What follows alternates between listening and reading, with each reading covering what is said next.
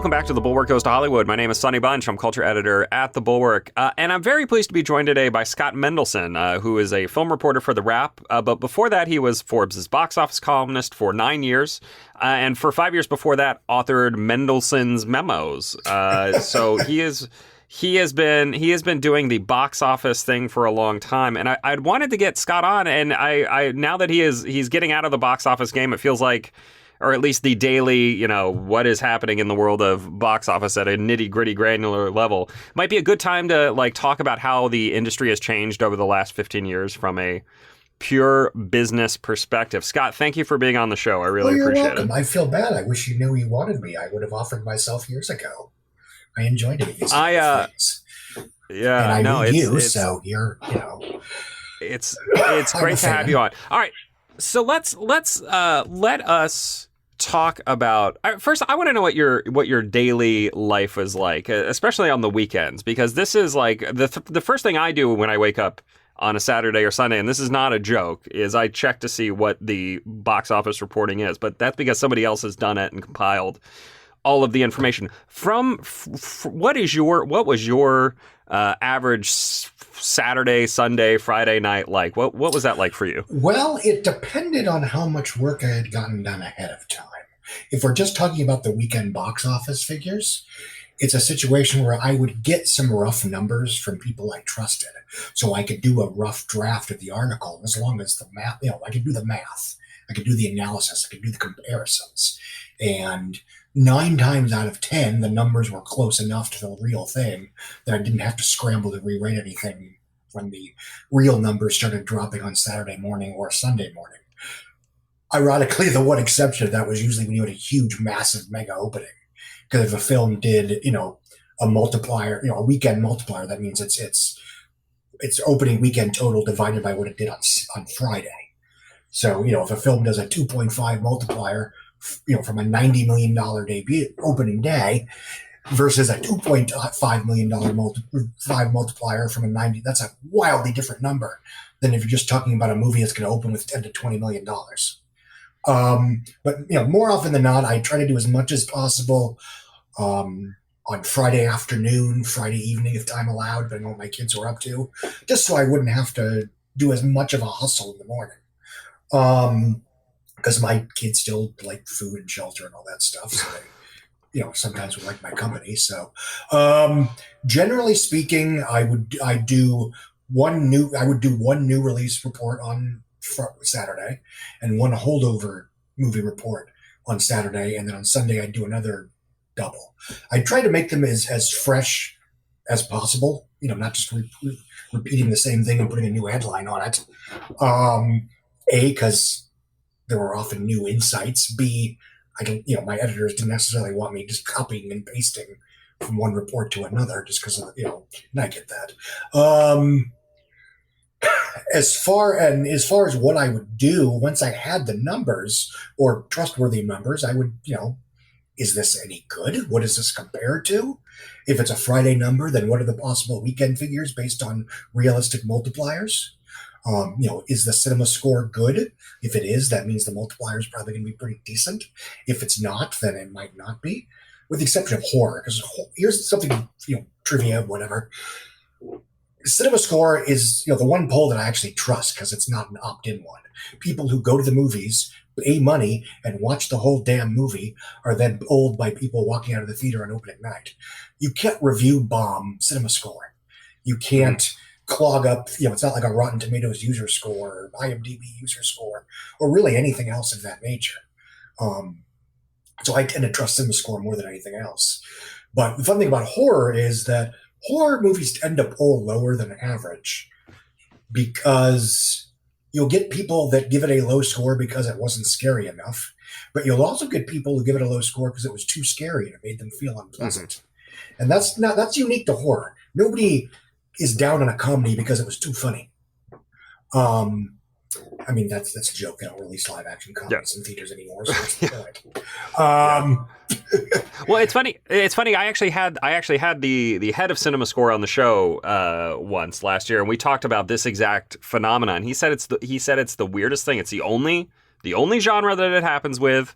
You can count on if an audience loves a superhero movie, it's going to get an A or an A plus. If an audience loves romantic comedy, it's going to get an A or an A plus. But a horror movie is always going to be about a grade lower, at least, than what you would expect to see. Exceptions, and I'm going to slightly spoil some old horror movies, so I apologize in advance. Films that have an unapologetically happy ending tend to pull better. Happy Death Day, Get Out, It Chapter 1. I think The Black Phone pulled pretty well, and I I'm not saying I'm a genius or anything, but I saw that in Vegas, like, oh, this is going to be, because it's such a crowd-pleasing adventure film that's also a good horror picture.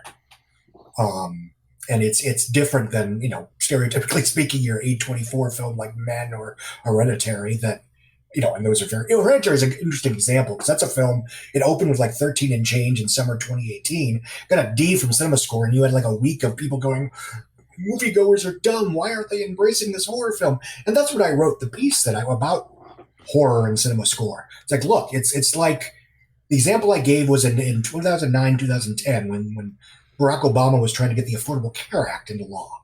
And you do polling, and the majority of people did not approve of it. And does that mean that they didn't want the ACA? Or no, you had people that loved it. You had people that thought it was a government scheme, and you had people that didn't think it went far enough in terms of quote unquote government run healthcare. So those two forces combined to push the average down. But it doesn't mean that the bill was the core idea of the bill, which is, quote unquote fixing healthcare, was unpopular with the majority of viewers. And then Hereditary comes out and almost triples its opening weekend. And it was up until recently A24's biggest grossing movie. And we see something similar right now with Smile, right? Yes. I think Smile got a B- from CinemaScore, which normally would be soft. If that's on any other genre, you're like, oh my god, a B-. But with horror, it's like, okay, a B-, and then it's now at a multiple of at least 3, right? It's headed towards 100 million. Yeah, it's going to cross 100 million sometime this week. It's at 186 and counting worldwide, which means it's the biggest grossing live action, not from China, original in worldwide grosses of the year. I think original. I mean, live action or not. I mean, there haven't been any animated non-sequel, non-IP that have done that either. So it probably might not earn as much domestically as Jordan Peele's Nope, which did 123, but it's already passed that film's 171 global total, which is a huge surprise. My box office betting pool was terrible this summer because I overbet on Nope and I underbet on Top Gun, and you can guess how that went. Yeah. Well, that's a tough one too, because I mean, everyone was pretty excited for Nope. Everyone thought, okay, it's another Jordan Peele original. People show up for that. But I think they were also counting on it to be more of a horror instead of what it is, which is closer to sci-fi, right? It's more of a sci-fi, film. Close Encounters type movie. Yeah, and as far as Top Gun, I mean, first of all, the film earned noticeably more than it would have as it had it opened as just another summer biggie in summer 2020. There's several movies in the quote unquote COVID era that I would argue have performed better than they would have had they just been another tentpole for the week. Godzilla v Kong, Free Guy, Top Gun Maverick, Spider-Man No Way Home would have been a huge blockbuster in July 2021, but I don't think it would have hit $1.9 billion as just another MCU movie in the middle of the summer. It benefited from the Christmas legs and being essentially the only game in town in late 2021 and early 2022, with the exception of Sing 2. And Illumination films have always done well alongside whatever big tentpole is out there. Well, let me get your take on this, because obviously, right now we're living through a much different era of box office results than we were 3 years ago, right? In 2019, the pandemic upended everything. It changed everybody's expectations. And it has reset things in ways that are both good and bad. I'll go with the good part first, because I think you're right. I think some of these movies have performed better than they would have otherwise, because there is less competition. We're not getting $100 million movie every single weekend like we used to. Now we get $100 million movie once every 2 or 3 weekends, maybe once a month. And I understand why theater owners hate this. Like it is not this is not a sustainable model for the theatrical exhibition business. But it does make more sense from on the studio side of things, right? Just in terms of letting things breathe a little more. Yes and no. I mean, the good news is you have fewer big movies, but longer legs for those films on the whole. The problem is, and this is a problem going well before COVID, the bottom kind of fell out on the studio programmer in late 2015, early 2016, when you had a large segment of what I call moviegoers that went to the movies just to go to the movies. They might see the event film, but they'd see something else too. That audience gravitated almost overnight to streaming. And when that happened, the quote unquote studio programmer, the star plus concept, non-franchise, non-tentpole, just a good movie, just Saturday night at the movies, that niche, God forbid I call this the movie a niche, has been struggling for 6 or 7 years. And if more people could be counted on more regularly to show up for regular movies like Don't Worry, Darling and The Woman King, and not just, lower budget horror films like Barbarian and Smile, then that would be great to not have year-round tentpole scheduling. I mean, year-round tentpole scheduling was always going to be a problem because you have a do or die release every week that doesn't have the space it needs to build legs and build word of mouth. And then sometimes what happened in early 2018 where you had Black Panther, which acted like Titanic, except all the movies that it steamrolled weren't small little movies like Deep Rising and Dark City and Wild Things. They were big budget franchise tentpoles like Tomb Raider and A Wrinkle in Time, Pacific Rim Uprising, et cetera, et cetera. And, you could laugh at that, because Black Panther was, to a certain extent, bucking conventional wisdom. The reason I got cranky about that is a lot of the films that it steamrolled were big studio pictures that starred not a white guy. John Boyega's Pacific Rim sequel, a new Tomb Raider film, Ava DuVernay's A Wrinkle in Time.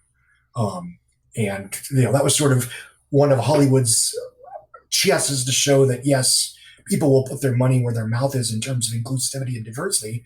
And everybody, I would argue, punched their diversity punch card with an MCU superhero movie and ignored everything else, which I think is an industry-wide pattern. Yeah. And do you think that? Well, let me just ask a question about this real quick, because I do think it's interesting. The idea of punching the diversity, take it on your movie pass or whatever, right? RIP. Do you think that movies can be marketed that way successfully? Or let me change that. Do you think it is wise to market movies that way? Because if you look at something like Black Panther, I would argue Black Panther was definitely helped by being like, here's the first, huge, big African-American superhero movie, where all black cast, black writers, black director, but then you look at something like Bros, and that movie just gets destroyed at the box office. I mean, nobody shows up because I would argue, at least in part, because it is marketed as like, we are an important movie. You should come see us, and that is your homework for the weekend. And nobody wants to show up for that. No, and it's not even a dark secret because it's sort of obvious. I would argue it's obvious, is that people in general will not show up for a film they don't otherwise want to see just because it's a representational milestone. And that makes sense. I mean, it's up to each individual person what matters to them in terms of what's worth going to see in a theater. And unfortunately, what I found is that a lot of the people that talk online about diversity and inclusivity tend to only put their money where their mouth is when it's in a franchise title that they already want to see, whether it's the Fast and Furious or Star Wars or a Marvel movie. There are obviously some exceptions. I mean, Everything Everywhere All at Once, COVID or not, that's a miracle. And the fact The Woman King has actually done pretty well at the domestic box office, I dare not hope, because for the last but even before COVID, for the last several years, I was banging my head against the desk, because everyone in the media is saying diversity is great, diversity makes money, inclusivity is great. Artistically and socially, it is, of course. But I was having to write these terrible box office write-ups for Bad Times at the El Royale, The Hate You Give, The Spy Who Dumped Me, The Darkest Minds, A Wrinkle in Time, Widows, again and again and again, these films that were supposed to be what people say they wanted in theaters, but nobody was actually showing up. And one issue of that, to be fair, is that there's a difference between demographics that are perpetually online versus those that aren't. And those that aren't, obviously, they will only see a movie when it's something they specifically want to see in a theater quickly. Because even before COVID, you had a new normal where films were out on VOD in relatively pristine viewing format in anywhere from 75 to 90 days after theatrical. You could rent it for $5 and watch it on your big screen 4K television with a decent sized sound system or soundbar.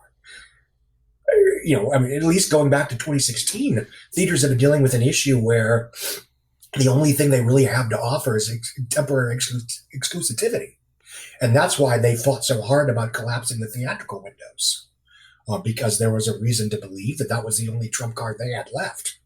The example I always like to give, and I've been singing this song for years, is that video game arcades were huge in the 70s and 80s. You could play your Nintendo at home and play your mediocre adaptation of Double Dragon or Teenage Mutant Ninja Turtles, or you could go to the arcade and play the real deal. But by the late 80s, early 90s, the Super Nintendo, the Genesis, the first PlayStation, bunch that I'm probably forgetting about, they started offering at-home video game experiences that were as good at, as if not better, than anything you could find in an arcade. And almost overnight, the video game arcade became an endangered species. And the ones that do exist now, the ones that are explicitly partaking in nostalgia, when you go to like a Dave & Buster's or a Chuck E. Cheese or most video game arcades, they tend to have immersive experiences that you can't replicate at home. Most people do not have a giant air hockey table in their house. Most people do not have a shooting game where you can shoot a gun in a cabinet at home. Or when you play Mario Kart, you can't actually sit in a booth and drive a car. And I have long feared that was what was going to happen to the movie theater.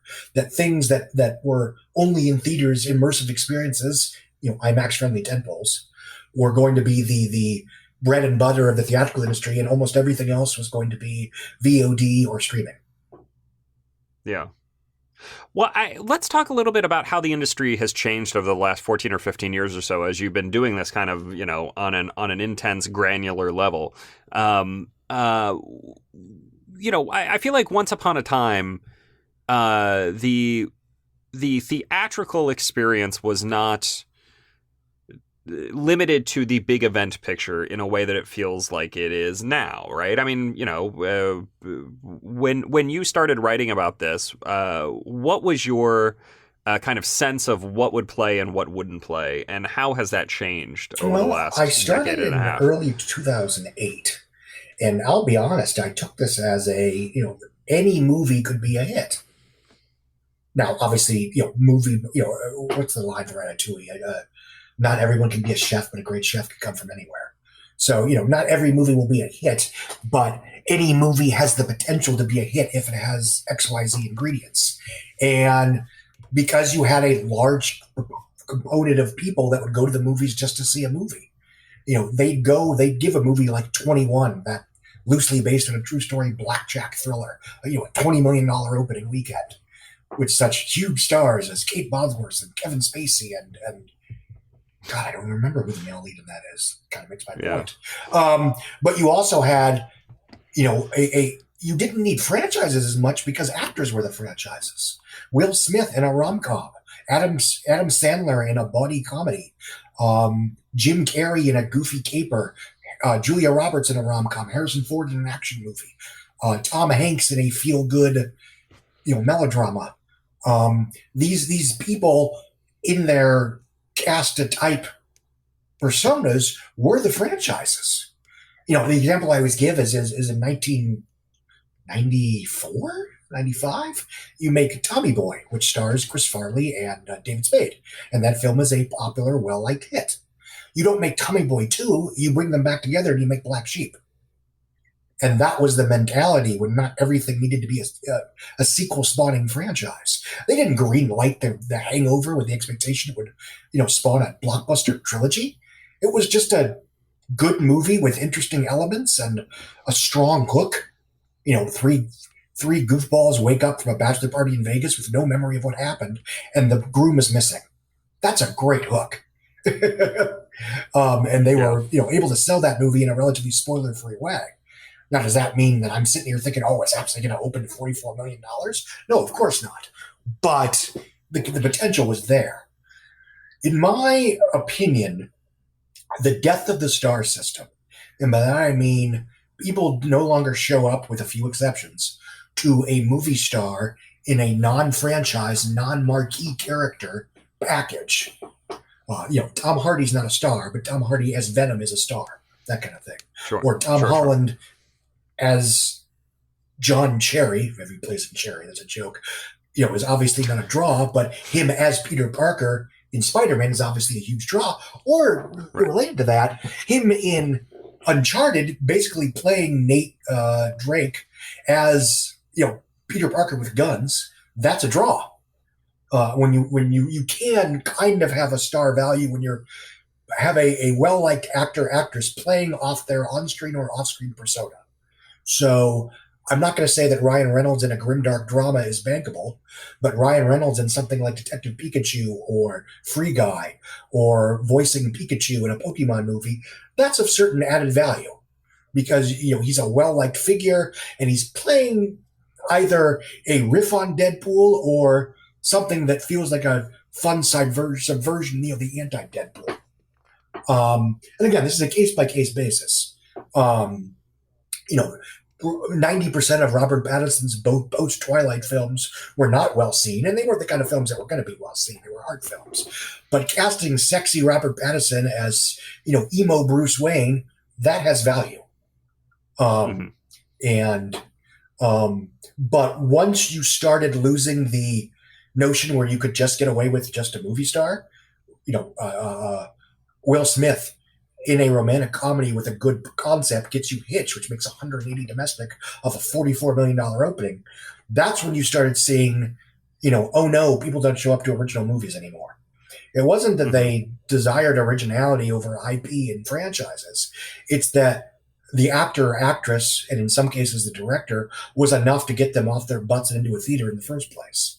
It wasn't like they went to The Fifth Element in 1987 because it was a bold, new, visionary sci-fi adventure of the future from the guy that made, let's be honest, most of those people did not see Point of No Return, La Femme Nikita. But It was a $90 million FX-filled Bruce Willis action-adventure comedy. And that, in 1997, that was enough. Yeah. Yeah. I mean, it's funny. You start doing this in 2008, which feels in and of itself like a real hinge point here. Yes. Because 2008 is the year that The Dark Knight comes out and Iron Man come out. They come out within 2 months of each other. Yes. I think one was May and the other was July. And that changes everything. I mean, changes everything in two ways. One, as start of the MCU, obviously, almost doesn't even need to be explained, but I'll have you explain it. And then the second thing is the enormous opening of The Dark Knight, the outrageous sum of money that movie made changes how I think people look at opening weekends and how and what the expectation set is. So how does 2008 work as a hinge point in the history of the box office from your point of view as somebody who got into it again? Yeah, in a number of ways. I mean, even by 2008, you were starting to see a situation where, it's nice that this original star plus concept film like Lakeview Terrace starring Samuel L. Jackson and I believe Patrick Wilson, opens well and does decent money.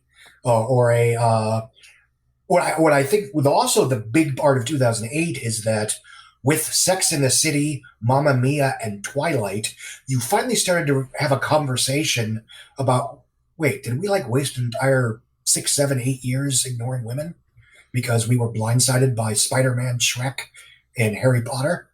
And the answer to that is yes.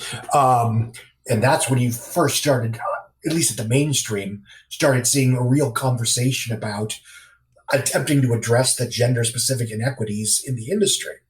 And that is important because as the industry becomes more focused on tentpoles and franchises and blockbusters, the kind of films that used to give actresses a solid, stable career mostly white actresses, but I digress. The romantic comedy, the legal thriller, the pulpy, Ashley Judd action vehicle. A film like that may have been, polished B movie hokum, and that's not a criticism, that's valuable. But today it would be, oh my goodness, it's almost a prestige picture. Yeah. And because, it's an original female-driven story that acknowledges institutional sexism and blah, blah, blah, blah, blah. Back in, 1999, Double Jeopardy was just a movie. It was just a high-concept movie with a good hook, and it had glamorous movie stars. It had Tommy Lee Jones playing to type, and that was enough. And but as far as what I find annoying, I guess, and this isn't Marvel's fault, is that they look at the performance of Iron Man, a film that made $318 million domestic and $585 worldwide on a $140 budget. That changes Hollywood. Everyone wants, the MCU is born. This is going to change how we make movies. Will Smith's Hancock, an original film, makes $624 million worldwide, and nobody cares. Hell, it's even tagged as a flop preemptively because the buzz is so bad that even though it actually is a hit, no one really noticed. Which is one reason that I got into the business in 2008, to sort of beat back what I felt was some of the tabloidy coverage elsewhere. And especially the notion that people would make their judgments on opening weekend and not check back 6 weeks later to see what had happened. Yeah. Especially for films that would underperform in North America, but maybe kick ass overseas. And, a film like, The Dark Knight comes out, makes $1 billion worldwide, does $533 domestic, but overseas it only makes about $5 million more than under $5 million more or less than Indiana Jones and the Kingdom of the Crystal Skull, which made $200 million more than Iron Man, by the way, and only $5 million more than Mamma Mia, which opened on the same day and made $609 million worldwide on like a $50 million budget. But that film's success doesn't count. That's a fluke. We're not going to learn any lessons from that. And that is sort of the ongoing notion of how Hollywood has treated successes that don't star, young white dudes. If it's something that bucks conventional wisdom, the conventional wisdom is that it's a fluke and can't be copied. But if random white guy headlines a franchise film that does pretty well, holy shit, he's the new Tom Cruise. Yeah. I mean, it's interesting. You mentioned overseas box office, because I think that's another big story of the last 15 years, right? Is first the influx of particularly Chinese, but really global, just in general, cash into the Hollywood system, and then the revocation of it in 2021. Yes. I mean, I don't think it can be understated how much that changed what movies Hollywood makes. And what gets greenlit. And I have long been of the opinion that Hollywood's obsession with China was basically a self-induced con. I'm not saying China conned them. I'm saying Hollywood conned themselves. And by that I mean, if you trace it from, Avatar comes out in 2010 in China and does $200 million on, which is a stunning, shocking number for any movie in China. And it does it on like 10% of the screens that will be available a decade later for Avengers Endgame, by the way. And then you have a handful of very big movies that do better than really, really well in China. Transformers: Age of Extinction, which actually was had its entire third act shot in Hong Kong and was somewhat tailored to the Chinese government. When I say Chinese audiences, 9 times out of 10, it's what the Chinese government wants. Right. They don't want to. They're not a monolith. They're not a blog. They often sometimes have better taste than we do, to be frank. Coco, a representational milestone, barely made $200 million in North America. But in China, where, Chinese people are so racist, they only gave $100 million to Black Panther. Coco made $189 million in China, which is more than every Pixar movie there combined at that time. Green Book made like $70 million in China. Yeah. Black Panther did 105, which was perfectly normal for an MCU movie at that time. Prior to 2008, most MCU movies that weren't Avengers team-up films did under 120. Where China was helping, especially in 2017 and 2018, were films that were doing pretty well, but weren't comic book movies. Pirates of the Caribbean, Stranger Tides, The Meg, which was a Chinese-American co-production that actually was the only big budget one of those that actually was a hit on both shores. The Great Wall was not. Yeah. Because you were trying to please both audience. You're trying to appeal to both audiences and end up boring both of them. I say that somebody who likes the film, but commercially speaking, nobody cared. And most of the big films that did exceptionally well in China were the same franchise films that kicked ass everywhere else. The fact that a Fast and Furious film did better than normal in China, that's great. That's wonderful. But Furious 7 still would have made $1.1 billion without a penny from China. Avengers Age of Ultron did $300 million in China. Oh my good. Okay, well, it still did $1.4 billion globally, so it didn't even need China to crack $1.1 billion.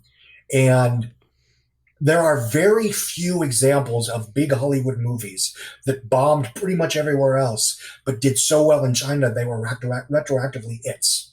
The one that comes to mind is Vin Diesel's Triple X, The Return of Xander Cage, which was made like 45 domestic, did I think 235 worldwide outside of China, or maybe 175. I wrote it down. Anyway, point being, it did 164 in China, which was ridiculous. Yeah. And the $85 million picture made $385 million in China. But it's been 5.5 years. Have you heard anything on Triple X4?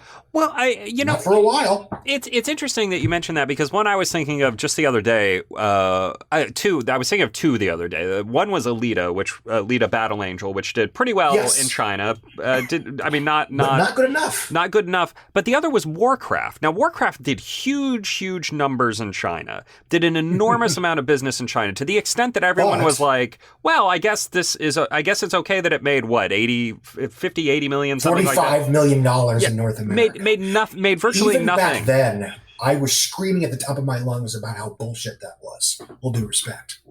Because here's the thing. Warcraft was a very popular game in China. Video games are very popular in China. People were interested in Warcraft. The film made $90 million in its first 2 days. It made 156 in its Sunday debut, and topped out at 220. They didn't like it any more than we did. It was their Batman v Superman.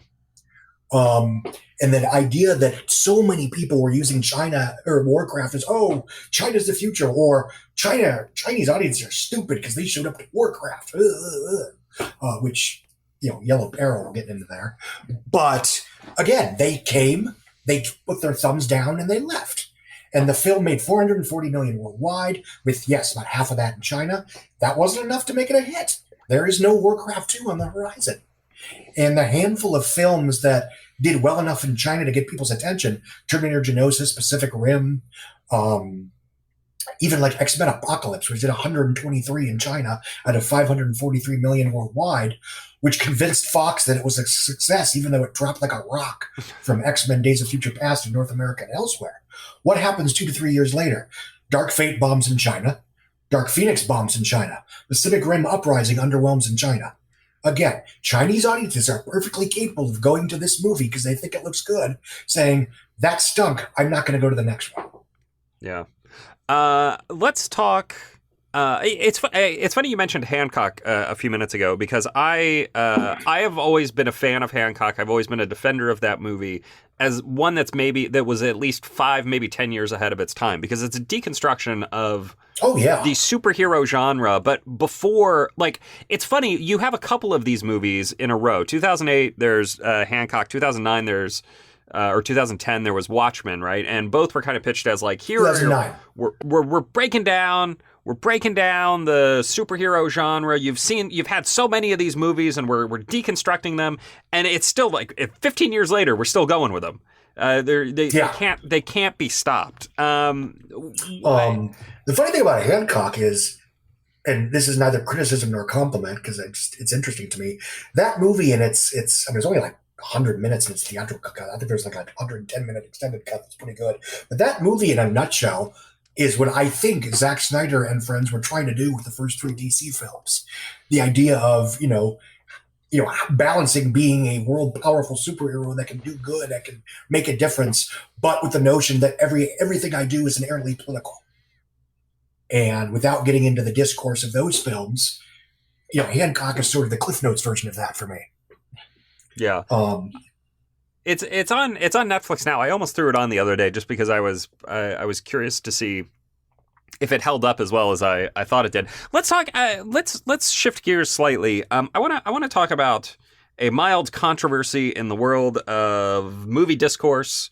A couple weeks back, a month or two back, Martin Scorsese said, it's ridiculous that everybody pays so much attention to the box office, and nobody should, Oh, God, we shouldn't be. Well, I'm not doing the Marvel thing. I'm not. Don't worry, I'm not doing the Marvel thing. Different thing. He said something that's germane to this discussion. I think it's worth thinking about. He came out and he said, look, it's ridiculous that everybody pays so much attention to the box office. Movie fans shouldn't care about the box office. They should care about the movies and et cetera, et cetera. And I agree with that. And I think that he's right to a certain extent to say, like, the treating the box office like the box score of a baseball game is foolish. Like, there's no reason for the average fan to be obsessed with them, and there's not very good reason for the coverage to be kind of driven the way it is. I do disagree, though, in a broader sense, because I think it is useful for people to understand what is a success, what isn't, and how that helps or how that guides what movies actually get made.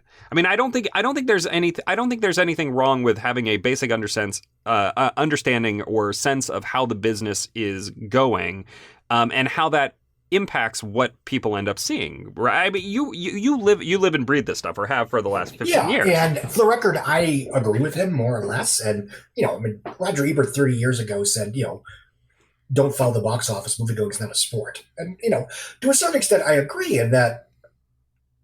I think the problem is too many people that follow it, and in some cases, too many people that write about it, don't understand. And they take the wrong conclusions, or they don't, it's again, if everybody paid explicit attention to the marketplace and understood why consumers make some of the choices that they do, they wouldn't be blindsided when something like Birds of Prey underwhelms, or when nobody shows up to Widows, even though they should. Or they wouldn't pretend to be outraged when the writer of Bohemian Rhapsody gets hired to pen a Whitney Houston biopic. Yeah, Twitter may have thought it was controversial, but Bohemian Rhapsody made $905 million worldwide. That gets you the next job. That's how this works. And it was a film that outside the Twitter sphere, most people liked. Yeah. I do think, and I don't want to get on my high horse and say, more people hop on it. People like, well, I think one of the issues of the last 4 or 5 years is that fandoms have become so tribalized, and now every IP has their glorified segments of fandom that are cults. And they tend to interpret any news about their favorite prized IP as a personal attack against them. So, it's and I think that infects everything, including box office analysis.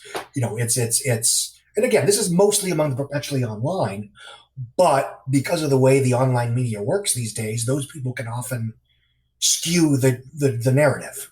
Because in an SEO-driven media landscape, if you have a bunch of really loud people saying something shocking, and you can turn that into an article people are saying, then it doesn't really matter if most people really aren't saying that. Most people didn't give a shit, didn't love or, most people didn't like The Last Jedi that much more than The Force Awakens. Most people didn't hate Rise of Skywalker that much more than The Last Jedi. Most people thought Star Trek Into Darkness was fine, whatever. Most people thought Spider-Man 3 was maybe a step down from Spider-Man 2, but not a war crime. Most people did not have strong opinions about Anne Hathaway. Or they either thought she was a good actress, or they didn't give her any, who cares? It's not my concern. I saw her as Catwoman in The Dark Knight Rises. That was cool. I saw her in Les Miserables because I liked the show. Whatever. End of story.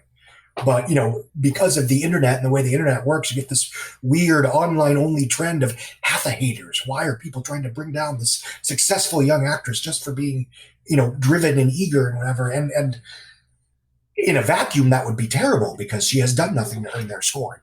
But my theory has always been that was always a mirage. The example I always give is in late 2015, there was a hashtag called Boycott Episode 7. And it was, theoretically, let's boycott The Force Awakens because there are women and black people in it. And It turned out that the hashtag was created by like 4 trolls online that were just trying to get trending for fun. And it did get trending. But something like 96% of the conversations around that were people condemning or responding to the original outrage.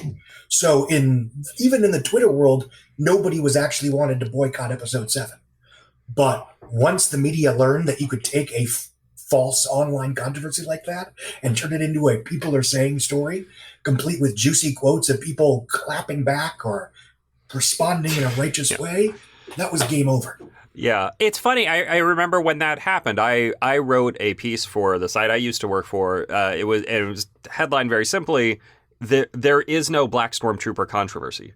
Because there wasn't. I mean, I remember Disney put out a letter saying like some people are going to be angry about this, but nobody was angry about it. Nobody was actually upset about it. And as you mentioned, in all of the pieces that accompanied this, it was a bunch. There were a bunch of tweets embedded, or YouTube comments, condemning the outrage, but there was no actual outrage. It was very fascinating. And that happens all the time. Yeah, and every single time, people didn't care about woman-only Wonder Woman screenings. Mm-hmm. For that matter, people didn't care that the movie was being sold using thick, thin protein bars or whatever. Mm-hmm. People didn't care about Captain Marvel. No one really thought Brie Larson was going to get fired and/or ruin the MCU. For that matter, regular general moviegoers thought Green Book was fine. They thought Bohemian Rhapsody was a rock and roll entertainment spectacular. They thought, those that saw it thought that 3 Billboards of Ebbing, Missouri was a pretty decent movie. And every time we have one of these pre-release non-controversies, I should trademark that, non-controversy. And they go, oh, is this going to affect the box? No, it's not. The Woman King has made something like 65 million domestic. So obviously the boycott the Woman King hashtag on Twitter is a soaring success. Yeah. And one thing that I found incredibly problematic over the last few years as things have shifted to streaming is when you have a Turning Red. Turning Red was supposed to be in theaters. It got sent to Disney Plus, and we can whine about that later if you want. After the film came out, there was a lot of online chatter, most of it through social media, about how parents and people were upset about the film because it was teaching about puberty, it was teaching daughters to be mean toward their parents, or it was it was sexualizing minors, all this bullshit. And the film got review bombed on IMDb, and it got review bombed on Rotten Tomatoes. But if the film had been in theaters, you could have combated that bullshit with strong box office. People showed up. Strong cinema score. People that showed up actually liked it. And Rotten Tomatoes, when you see something in a theater, you can vote in a verified version of their user polls, which shows that you bought your ticket through Fandango. So if there's a huge discrepancy between the verified users and the non-verified users, something's up. And it's a bunch of racist, sexist trolls review bombing things. Yeah. But when you don't have that, there's nothing to counteract the bullshit scandals. Yeah. Well, except viewing numbers, and Turning Red did huge numbers. I mean, no one really pays it. For better or worse, streaming figures have not entered the popular consciousness the way box office has. And to be fair, I don't know if they ever will. Mm-hmm. We still don't really talk about DVD sales and Blu-ray sales as tangible whatevers.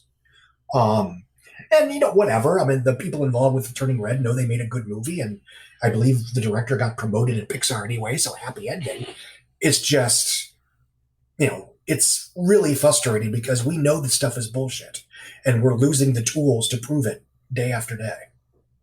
Well, let's shift from the deleterious effect of Twitter, which is enormous. Everyone should get off Twitter. I should get off Twitter. We should all get off. But and to the streaming revolution, because this has changed everything. The pandemic accelerated a lot of changes that were probably coming anyway. But it has massively upended the business of filmmaking. I mean, from your seat as the box office guru, I think one of the things that you said in your goodbye thread was, I can finally stop yelling at studios every time they take something streaming only, I still get slightly annoyed by that stuff too. It's bad for theaters, it's bad for the theatrical experience, and for all the reasons you say it creates fewer data points to show if something is successful. Whatever. What is your take been on the last 2 years or so of the rise of streaming? I think what we've seen, generically speaking, and this is still all a work in progress, is that people do not want as much of a disruption in how they consume entertainment as studios may have believed. And as I've been arguing for years, since the beginning, is like, look, the streaming revolution that came about in 2020 and 2021 was circumstantial. If you can't leave your home without risking a deadly disease, you're going to watch more Netflix. You're going to sign up for Disney Plus maybe earlier than you otherwise would have. And the streaming gains were circumstantial. And that would be fine if these weren't publicly traded companies that weren't now kowtowing to a Wall Street that expected growth every quarter and did not or would not take into account the fact that, hey, maybe the booms in 2020 were kind of a special situation. And the fact that Disney Plus hit its 2024 marker in 2021 or whatever should be taken into account when seeing how well they did in 2023 and beyond. But they don't. So now you have this weird situation where Netflix and Disney, especially Netflix and Disney, have sort of unprecedented growth for the streaming markets right when Disney Plus was launching due to a once in a generation, hopefully, event. And it's like, okay, well, what the hell do we do now? Because Wall Street still expects us to grow and grow and grow. And that's why, Bob Chapek was sending all the Pixar movies to streaming because, anything to goose the Disney Plus goose. But what we've seen, generically speaking, and there are some exceptions, is that movies outside of Netflix, because Netflix has such a huge subscriber base that it's almost playing in its own castle. The lazy comparison is, at least in pre-COVID terms, Netflix was basically China, where you had these big Chinese blockbusters that were making $500, $600, $700, $800 million just in China. And that's, almost irrelevant to everyone else. Some of those movies were pretty good, by the way. But anyway, outside of China, we're talking about HBO Max, Disney Plus, Paramount Plus, Peacock. Films that play in theaters tend to do better when they come to streaming versus just streaming premieres. The marketing dollars are there. The awareness campaign is there. The notion of prestige because this film played in theaters. All of that combines to where you're not hurting a film's streaming potential by putting it in theaters first. And in some cases, you're helping the film's streaming potential. And I think, whether he's evil or not, I think David Zaslav gets this. Yeah. In a way that perhaps Jason Kilar either did not or was encouraged to ignore. And again, there were outside forces. He's not the villain. This is not good and evil. Sure. And that's another thing that drives me nuts about the discourse is how often these business conversations about popcorn entertainment devolve into conversations about virtue. And I'm not even talking about people misbehaving on movie sets. That's, if you harass your actress, you should go. End of story, more or less. But I'm talking about things like, David Zaslav is evil because he canceled Batgirl or, whatever. It's like, I'm not thrilled with that decision, but it's not good and evil here. Anyway, I'm getting off track. I apologize. The long and short of streaming is that I believe that theatrical distribution for movies, even studio programmers, will benefit the streaming afterlife. And I think Sony realized that, and they signed a big deal with Netflix for the first pay TV window a couple of years ago, and that started to go into effect this year. So they now have a cushion to make films like The Woman King and Bullet Train and Where the Crawdads Sing, as well as films like, Spider-Man 4 and Men in Black or Jumanji 4 or whatever. Yeah. So even if those films don't kick ass theatrically, they're still going to do very well on Netflix by virtue of consumers that still want to use streaming to watch comfort food. Yeah. And as much as the hot must-watch streaming originals tend to get all the buzz, and this is especially outside of Netflix, the content that does best for a lot of the streaming stuff are the comfort food. The studio programmers that they remembered seeing in theaters 10 years ago. The studio programmers that they forgot to see in theaters 10 years ago. Seinfeld, Friends, The Office, The New Girl, et cetera, et cetera, et cetera. I mean, freaking Tubi is doing well because people just want to watch old 80s action movies. Yeah. Um, Tubi and and I Pluto, think, the future. yeah, I love Tubi. That's one of the only ones I do for fun, other than Shudder. Um, well, we're running along here. I don't want to cut you off, but I do always like to close by asking if there's anything I should have asked. Like, what do you think folks should know about the state of the industry, or how things have changed over the last 15 years that we didn't get a chance to talk about here? One bit of very good news, and this may be a mirage. I find it fascinating that the PVOD window, which Universal basically invented in April of 2020, April 2020 with Trolls World Tour, which a lot of people, myself, were like, uh-oh, this could be the end of theatrical. I wasn't that melodramatic, but on the inside I was. I was like, oh, God, oh, God, oh, God. Here's what actually happened. At least, especially for Universal, but, the other one, they're not the only studios that do this now. But the PVOD window, which is basically rent this movie for $20 and you keep it for 48 hours. And that's a window in between theatrical and the general VOD, rent it for $5, buy it for 20, or buy it on DVD, whatever. This in-between window created an entirely new revenue stream that so far has not cannibalized theatrical. And as a result, we're seeing evidence of evidence, because they won't give me the numbers because they're mean. So evidence of evidence that studio programmers like The Northman and Ambulance are actually doing well enough on the PVOD marketplace and then on streaming for them to be qualified as successes. So if Ambulance can cost $40 million and make 51 worldwide, that would be a flop, but still do well enough on PVOD and Peacock and whatever for Universal to sign a deal with Platinum Dunes and stay in the Michael Bay business, that seems to imply that there is now commercial value in making a film like Ambulance and putting it in theaters, where there might not have been before PVOD. Let me ask two questions about that, because this is really interesting to me, and it's something I have not been paying enough attention to, frankly, and I'm always kind of curious by. So the two-part question is this: one, is this essentially replacing or serving as a stand-in for the revenue that DVD and Blu-ray used to generate? Is that I am hesitant to say yes, because A, I don't have the numbers, and B, I think it was always intended, if I'm speaking optimistically, as a supplement to, I would say a lot of what Hollywood has done in the last 10 years or so, including their gamesmanship in China, has been about replacing DVD revenue. Yeah. And that's sort of the missing piece of the puzzle. I mean, Matt Damon is correct when he talks about that being one big reason why it's so much riskier to just release a movie in theaters. But even if it doesn't, even if it's not a one-to-one comparison, I have seen, again, evidence of evidence, and I generally hate using that, but that the PVOD revenue stream, as well as the value that these theatrical films bring to streaming platforms, has created a possible new normal where it is now a better situation for studio programmers, just movies, to exist for theatrical distribution than I've seen in the last 6 or 7 years.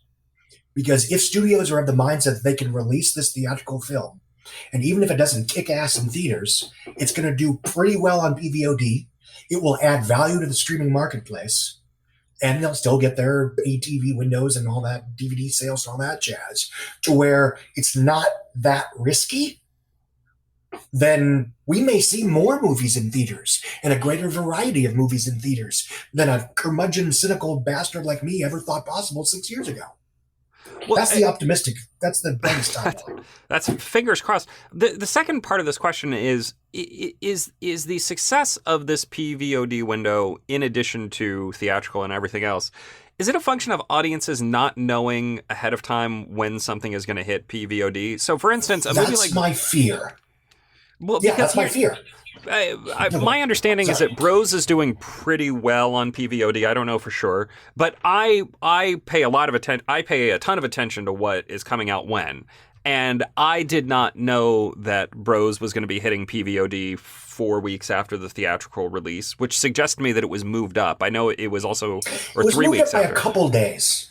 Okay. It wasn't moved up. I mean, generically speaking, when they say it's a 17-day window, they generally mean like a 21-day window. Yeah. because it has its 17th day. That's the third Sunday. And then that next Friday into the weekend, it comes out on PVOD. With Bros, for whatever reason, they dropped it that Tuesday, which is when, most VOD, DVD stuff comes out anyway.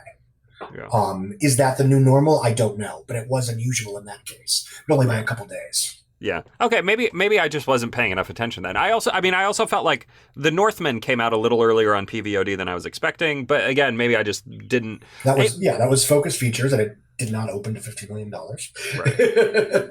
But again, if The Northman can somehow be seen as profitable because of this new normal, then everything is safe. Yeah. That's a $70 million R-rated, star-free. All due respect, Anya Taylor-Joy is not a butts and seats draw. Most of them aren't, unless you're like Leonardo DiCaprio and Sandra Bullock, and sure, under certain circumstances, Denzel Washington and Gerard Butler for a budget. Except anyway, that's a longer conversation. It's DiCaprio, Bullock, and everybody else. Yeah. But so if that film can, it made like $65 million worldwide on a 70 budget. If that film can somehow be considered profitable through PVOD and streaming and all that jazz, then I have hope for the future. Yeah. Well, let's end on a positive note then. All right, Scott, thank you. Scott, thank you for being on the show again. Congratulations on the new gig. Very exciting. Where tell people where to come find you. The Wrap. Just go to the Wrap. Right now I'm working on my first quote unquote big piece or whatever. So I'm not putting many points on the board yet, but it's my first week and I'm still getting adjusted. Well, it takes time. Hopefully in a month I'll be as busy as I used to be. And in 2 months I'll be as busy as I used to be pre-COVID. That's the goal. Yeah, fingers crossed. And follow Scott on Twitter. He's a great follow. I will still be annoying and obnoxious and problematic on Twitter. And we will again. Thanks for being on the show. It was great having you on. I should have done this last year. Should have done this years ago. All right. My name is Sonny Bunch. I am the culture editor at the Bulwark, and I will be back next week with another episode of The Bulwark Goes to Hollywood. We'll see you guys then.